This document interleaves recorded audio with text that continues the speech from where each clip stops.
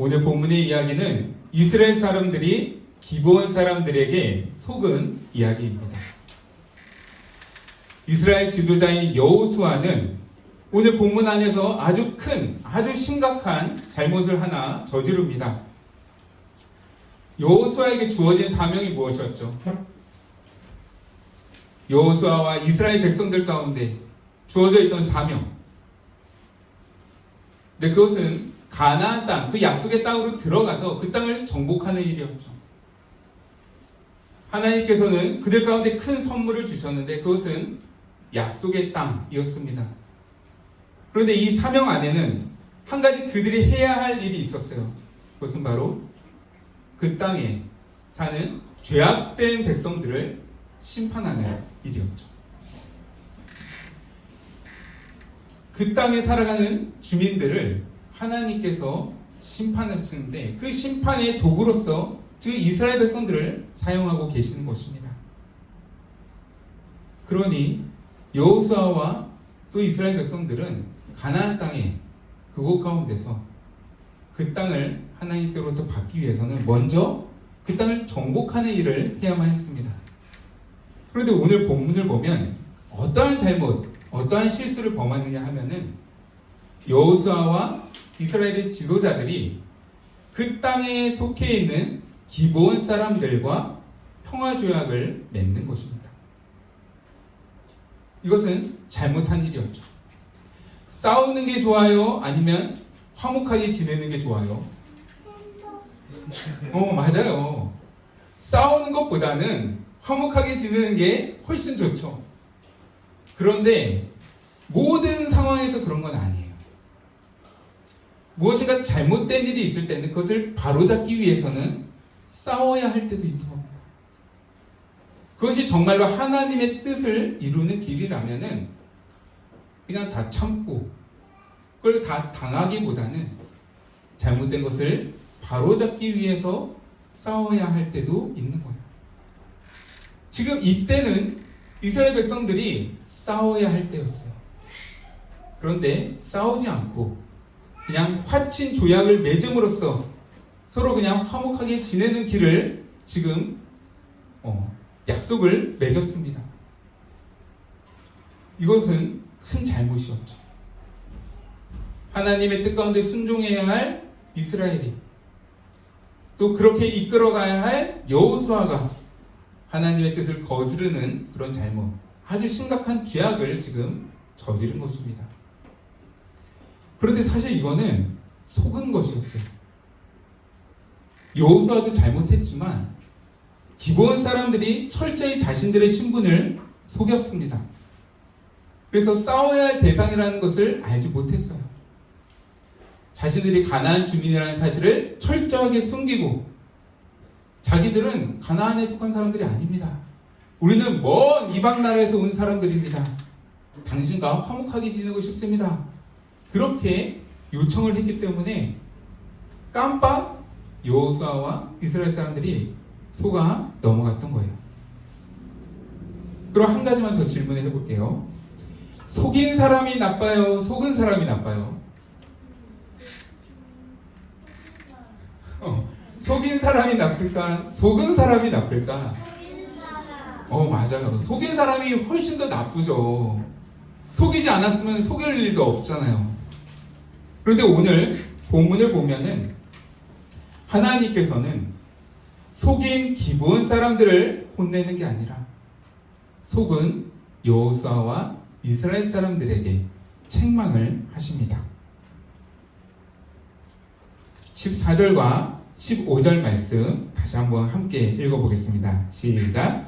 무리가 그들의 양식을 취하고 어떻게 할 것을 여호와께 묻지 아니하고 여호수아가 곧 그들과 화친하여 그들을 살리리라는 언약을 맺고 해준 족장들이 그들에게 맹세하였더라. 아멘.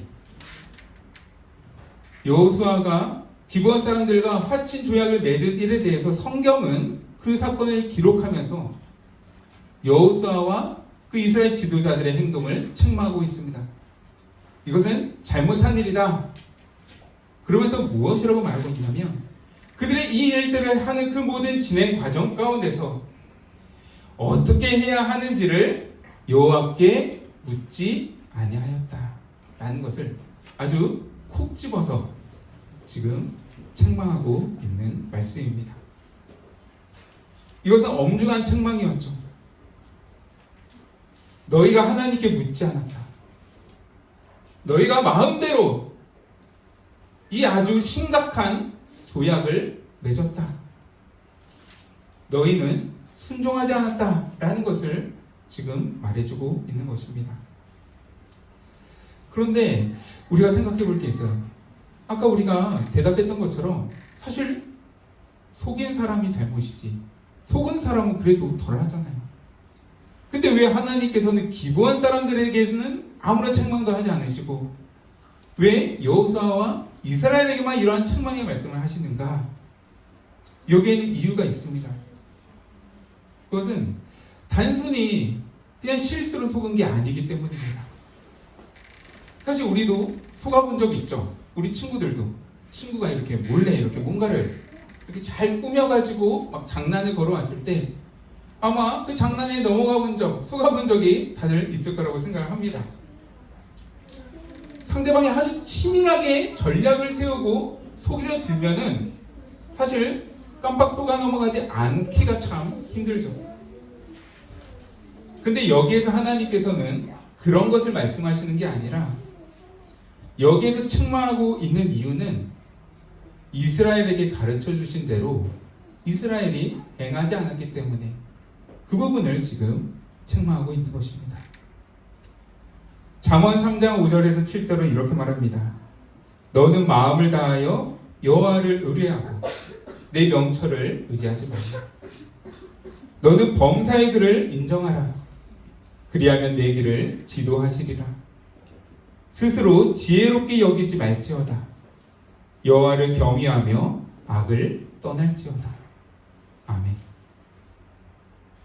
단순히 속은 게 문제가 아니라 하나님의 백성이 이스라엘이 여호와를 의지하지 않은 것, 하나님의 지혜를 구하지 않고 자신의 안목과 지혜를 따라서 행한 것, 그것이 문제라는 것입니다. 이스라엘은 하나님의 백성이었어요. 그들에게는 아주 막중한 사명이 주어져 있었습니다. 그리고 그 사명에 합당한 은혜도 이스라엘은 받았었죠. 하나님께서는 이스라엘이 받은 그 사명을 잘 감당할 수 있도록 이미 많은 것들을 허락해 주셨습니다. 그들에게 은혜의 방편들을 여러 가지로 주셨습니다. 한번 생각해 볼까요? 뭔가 중대한 일을 행하기 전에 우리는 무엇을 해야 할까요? 우리가 하나님의 자녀라면 뭔가 아주 중요한 결정을 해야 돼. 내 삶을 이제 좌우할 수 있는 선택을 해야 돼. 그럴 때 우리는 무엇을 해야 할까요? 제가 이걸 떠올릴 때 항상 생각하는 단어가 있습니다. 구주예배. 혹시 이게 뭔지 아시는 분 있나요? 사전에서 많이 본 것 같은데. 사전에서 본 것 같아요. 사자성어일까요? 구주예배. 네, 이게 무슨 말일까요? 우리 친구들 한번.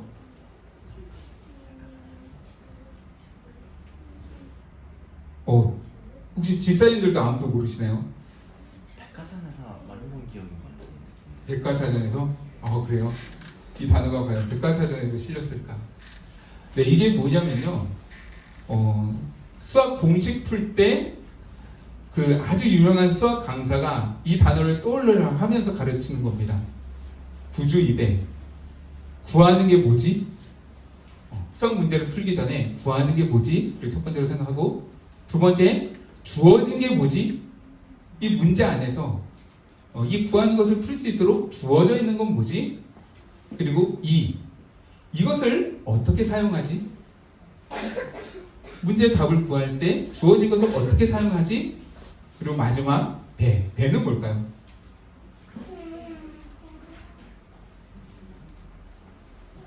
배운 게 뭐지? 내가 그동안에 배웠던 게 뭐지? 이 네 가지를 생각하라라는 거예요. 네, 이 분이 굉장히 유명한 그 수학 강사라서 저 다닐 때는 어느 학원의 한 수학 파트를 맡으신 분이었는데 지금 오랜만에 검색을 해보니까 빌딩을 세우셨더라고요. 우주입의 학원이라고. 네, 송파에 네, 빌딩이 있습니다. 제가 그거 보고 와, 대단하다. 네, 우주입회가 그겁니다. 근데 우리가 이거는 꼭 수학 문제 풀 때만 사용할 수 있는 건 아닌 것 같아요. 우리가 인생을 살아가면서 우리의 삶의 어떠한 중요한 선택의 기로 어떤 중대한 결정을 하기 전에 우리도 생각해야 될 것 같아요. 구해야 할 게 뭐지? 또 나에게 주어져 있는 것은 뭐지? 이것들을 어떻게 사용하지? 그리고 내가 그동안 배운 것은 뭐지? 이 네 가지를 생각해 봐야 한다는 것이죠. 여호수아는 그걸 하지 않았습니다. 그들에게 이미 은혜가 주어져 있었는데 그 은혜를 써먹지는 않았어요. 다른 이방 족속과 화친을 맺는 이 중대한 결정을 하는 과정 가운데서 그들에게 주신 거, 그동안에 가르쳐 주신 거, 배운 거 하지 않았죠. 자기 스스로 판단했죠. 그래? 화친 맺자. 싸우는 것보다 친하게 지내는 게 좋지. 덜컥 규약을 맺어버렸단 말이에요. 이건 잘못된 행동이죠. 그들은 기도했어야 했죠. 기도함으로 하나님의 뜻을 물었어야 했죠. 근데 그걸 하지 않았습니다. 근데 우리도 가끔 그렇잖아요. 기도한다고 하나님의 뜻이 아주 선명해지나요? 모든 것들을 다 아나요? 그러지 않는 경우들도 있죠. 근데 그때에도 그들이 사용할 수 있었던 은혜가 있었습니다. 그게 뭐냐면 대제사장이 입고 있는 그 흉패 속에 있는 우림과 둠밈이라는 거. 네, 이게 뭔지는 요즘 사람들은 아무도 모릅니다. 학자들도 우림과 둠밈이 과연 무엇이었을까, 어떻게 생겼을까는 알지 못해요. 근데 하나님께서 그들에게 우림과 둠밈이라는 것을 주시고 말씀하셨습니다. 너희 가운데 무엇인가 하나님의 뜻이 분별하기 힘들 때 대제사장을 찾아가서 그의 흉패 속에 있는 우림과 둠밈을 꺼내어 하나님의 뜻을 분별하여라. 이미 하나님께서 하나님의 뜻을 정확하게 분별할 수 있는 그 은혜의 수단을 주셨단 말이에요. 그러면은 기도해보고 기도해도 잘 모르겠으면 대제사장을 찾아가서 우림과 둠밈을 사용했어야죠. 그런데 이 모든 절차들을 다 무시해버린 거예요. 아무것도 안 하는 거예요. 요즘 유튜브를 보면은 온갖 비기들, 아주 잘 되는 음식점들의 그 맛의 비결을 알려주는 콘텐츠들이 엄청나게 많잖아요. 직접 유튜버가 찾아가서 여기는 왜 이렇게 장사가 잘 되는 거예요?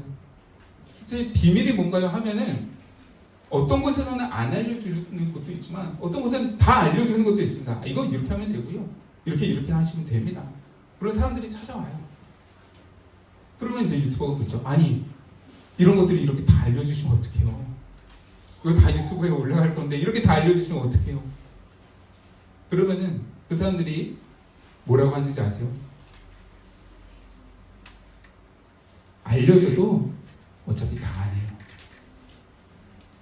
이거 다 알려줘도 사람들은 안 해요. 다 자기 생각 따라 하지 알려준 대로 안 합니다.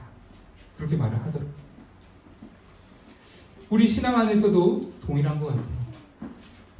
기도해야 돼. 알죠. 이거 우리가 모르는 사람 어디 있어요. 근데 기도 안 할 때가 많죠.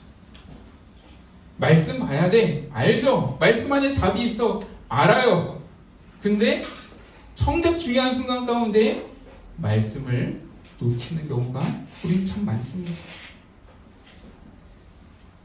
오늘날 우림과 둠밈은 뭘까요? 오늘날 우리가 정말 기도해도 모르겠어. 말씀 봐도 모르겠어. 그러면 우리가 찾아가야 할 우림과 둠밈은 무엇일까요? 네, 이거는 뭐 정답은 아닐 수 있어요. 제가 거기에 대해서 많이 묵상을 하다가 떠오른 게 뭐냐면은 오늘날 우림과 둠밈은 내게 허락하신 믿음의 공동체가 아닐까라는 생각을 해봤습니다. 대제사장을 찾아가라? 그것은 결국 하나님께서 세우신 질서와 권위를 의지하라, 신뢰하라 라는 것이잖아요. 대제사장이 뭔가 뛰어나서가 아니라 하나님께서 그를 세우셨고 너희를 그 아래 두셨으면은 너는 하나님을 신뢰함으로, 하나님을 의지함으로 대제사장을 찾아가라 라고 하신 거니까 오늘 우리가 찾아갈 우리가 주님은 내게 허락하신 공동체, 내게 허락하신 어떤 영적인 권위의 질서를 찾아가는 거죠. 이렇게 한 교회의 목장장을 찾아가거나 나에게 말씀을 가르쳐 주시는 목사님을 찾아가거나 동일하게 그 목사가 똑똑해서 그 목사가 어떤 뛰어난 뭔가를 가지고 있어서가 아니라 하나님께서 나를 그 질서 가운데 두셨으니까 질서의 하나님을 신뢰함으로 찾아가서 함께 그 어려움을 나누고 고민을 나누고 그 안에서 하나님의 주시는 답을 찾아가는 것, 그것이 우리가 해야 할 일이 아닌가, 그런 생각을 해보았습니다. 우리 모든 인생의 모든 문제는 하나님의 손에 달려 있습니다. 이것을 믿으십니까? 이것을 정말 분명하게 믿고 신뢰한다면 삶의 문제 앞에서 나의 명철을 의지하기보다 주의 말씀 앞에서 답을 찾고 또 길을 찾는 우리 모두가 될 수 있기를 간절히 축복합니다. 두 번째로 한 가지만 더 생각해 볼게요. 이번에는 기본 사람들 입장에서 한번 생각을 해봅시다. 그들이 한 것은 나쁜 짓이었어요. 사람들을 속이다니, 그래서 정말 이 불상사가 벌어지게 만들다니. 그들은 거짓말을 했고요, 철저하게 속였습니다. 아주 나쁜 짓이었죠. 그런데 생각을 해보면은 그럼에도 불구하고 우리가 그 기본 사람들에게서 본받을 만한 점이 있습니다. 우리가 그들의 모습 속에서 또 배워야 할 모습이, 또 도전받아야 할 모습이 있는 것 같습니다. 그게 뭐냐면 그들은 여호수아가 안 한 일, 그걸 전부 다 했다라는 겁니다. 그들은 본래 심판받아 마땅한 사람들이었어요. 그리고 심판이 자기들에게 지금 가까이 다가오고 있다는 것을 알았습니다. 주변에 가나안 성읍들이 하나둘 정복되기 시작했어요. 이제 얼마 안 있으면 우리의 성읍도 정복당할 거야. 이걸 아주 분명하게 알았어요. 이스라엘과 함께 하신 하나님은 우리가 이길 수 없는 하나님입니다. 여리고 성이 무너지는 것을 우리가 보지 않았냐? 우리는 그분을 이길 수 없다. 우리는 그분의 심판을 결코 피할 수 없다. 그것을 확실하게 알았습니다. 그들에겐 희망이 없었죠. 하나님이 지금 나를 심판하러 오시는데 어디를 가야 피할 수 있단 말입니까? 그런데 기브온 사람들은 포기하지 않았습니다. 우리가 할 수 있는 일이 뭐지? 우리가 도대체 뭘 해야 우리가 이 심판을 피할 수 있지? 그것을 찾기 시작했는데 어디서 찾았냐면 하나님의 말씀 안에서 찾았습니다. 하나님의 율법을 연구하기 시작한 거예요. 그래서 거기를 보니까 하나님께서 말씀하시되 가나안에 속한 주민들은 모두 다 진멸할진대 가나안에 속하지 않은 이방 민족들과는 화친을 맺을 수 있도록 되어 있다라는 것을 기브온 사람들이 말씀 안에서 발견하게 되었습니다. 길이 있다. 살 수 있는 방법이 있다. 우리와 우리의 자녀들이 죽지 않고 살 수 있는 그 생명의 길이 말씀 안에 있다. 그것을 보게 된 거죠. 그리고 나서 그들은 그 일을 위해서 최선을 다합니다. 그들이 여호수아를 찾아갈 때 어떻게 했냐면 그냥 가서 우리는 먼 나라에서 온 사람들입니다. 우리가 화친을 맺읍시다. 그렇게 한 게 아니라 곰팡이가 난 떡을 준비했어요. 일부러 곰팡이가 난 떡을 준비해서 여호수아 앞에 보이는 겁니다. 여호수아님, 우리는 먼 나라에서 온 사람들입니다. 가나안 사람들이 아닙니다. 이 떡을 보십시오. 우리가 오는 길에 먹으려고 떡을 준비했는데 이 떡이 이렇게나 다 상했습니다. 우리는 아주 멀리서 왔습니다. 또 낡은 터진 가죽 부대도 보여줘요. 우리가 오면서 먹으려고 포도주도 가져왔는데 이 가죽 부대를 보십시오. 다 곰팡이가 쓰고 낡아서 다 터졌습니다. 우리가 이렇게 멀리서 왔습니다. 또 옷차림도 전부 다 낡은 옷, 낡은 신발, 자녀들에게까지 아주 낡은 옷. 누가 봐도 이 사람들 도대체 얼마나 오랜 여행을 한 거야. 그렇게 보일 만한 옷차림을 다 하고 그러고 나서 여호수아를 찾아간 거예요. 그리고 그냥 말했겠어요? 온갖 연기를 다 했겠죠. 우리가 얼마나 많은 고생을 했고 그 가족 가운데서 우리 아이들이 얼마나 힘들어했고 목숨을 건 연기를 한 거예요. 왜? 이게 거짓인 걸 들키면 다 죽는 겁니다. 죽고 사느냐가 이 속임, 이 거짓말 하나에 다 달려있으니까 목숨을 걸고 모든 것들을 다 철저하게 준비해서 여호수아를 찾아간 거예요. 그러니까 여호수아가 이걸 보니까 진짜 멀리서 오긴 왔구나 하고 화친조약을 맺은 거죠. 뿐만 아니라 그들은 한 가지 더 준비했습니다. 생각했을 것 같아요. 근데 여호수아는 속일 수 있어도 하나님도 속으실까? 우리 친구들 어때요? 그래, 사람은 속일 수 있지. 근데 하나님도 속이실까? 하나님을 속일 수는 없잖아. 그래서 아마 기브온 사람들은 간절히 기도했을 것 같아요. 하나님, 우리가 사람은 속여도 크신 하나님을 속일 수 없음을 압니다. 그런데 우리에게 자비를 내려주시옵소서. 우리가 죄인들이지만 심판받아 마땅한 자들이지만 우리의 모든 생명이 주의 손에 있습니다. 그러니 우리와 우리의 자녀들이 살 수 있도록 우리가 이 모든 것들, 이 거짓을 행할 때 주여 주의 자비를 우리 가운데 내려 주시옵소서. 마음 가운데 얼마나 간절히 기도하며 이 모든 일들을 했을까요? 그것이 25절 안에 담겨 있는 것 같아요. 이게 여호수아가 너희들 왜 나를 속였어? 너희들 왜 나를 속였니? 할 때 그들의 대답입니다. 보소서, 이제 우리가 당신의 손에 있으니 당신의 의향에 좋고 옳은 대로 우리에게 행하소서.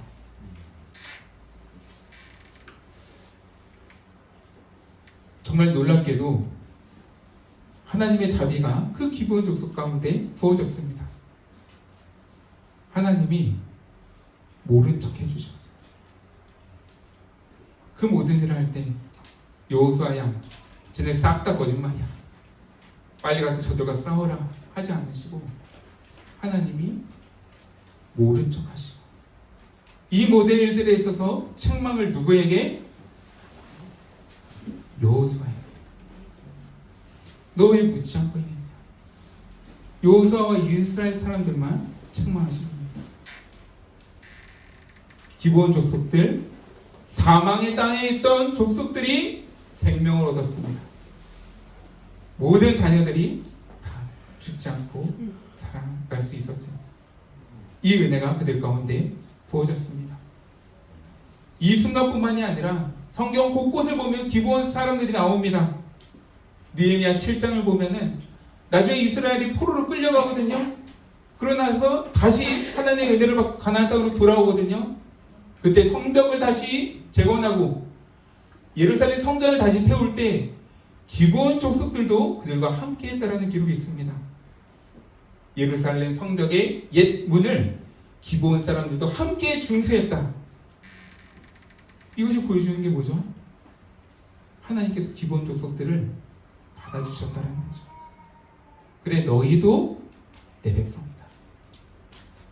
너희도 내 자녀다. 말씀을 정리하도록 하겠습니다. 주님의 손에 있는 인생임을 기억하기 원합니다. 그리고 정말로 내 삶이, 그리고 내 인생이, 또 내 가정이, 또 내 직업이, 또 우리의 자녀가 주님의 손에 달려있다면 우리 이 시간 내가 무엇을 해야 할지를 다시 한번 돌아봅시다. 그리고 그것을 귀하게 여기며 그 일 가운데 힘쓸 것을 이 시간 잠시 기도하는 가운데 간구합시다. 이 거룩한 예식에 참여하는 주의 자녀들에게 은혜를 부어주시니 감사를 드립니다. 주님의 몸과 피를 함께 먹고 마심으로 우리는 그 무엇으로도 떨어질 수 없도록 주님과 견고하게 연합된 자들임을 고백합니다. 이 시간 우리의 믿음을 더하여 주시옵소서. 우리가 구원과 영생의 약속을 받았으며 하늘의 상속자가 되었음을 확신하며 날마다 주의 인재와 권능 안에서 살아가게 하여 주시옵소서. 또 우리에게 겸손과 사랑을 더하여 주시옵소서. 각자 부름받은 자리에서 하나님의 자녀로서 살아가게 하여 주시옵소서. 주의 교회를 더욱 사랑하게 하여 주시고 한몸 되게 하신 지체들을 돌아보고 서로의 필요를 채우며 위로하고 돕고 섬기는 자가 되게 하여 주시옵소서. 또한 우리의 섬김과 헌신의 지경이 더욱 넓혀지기를 원합니다.